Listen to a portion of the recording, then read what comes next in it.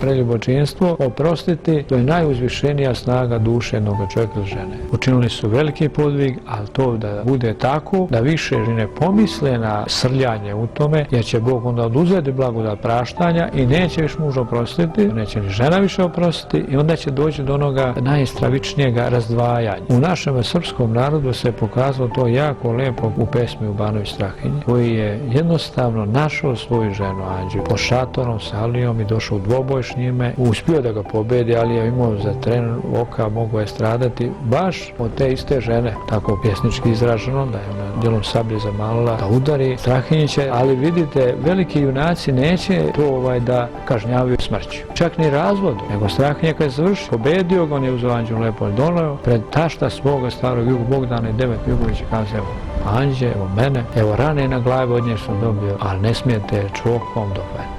Ja sam je donio ovdje, izbavio, a samo da znate da je to vaša sestra, ti da znaš da ti je ovo ćer. A svi da znate da se nizi muž.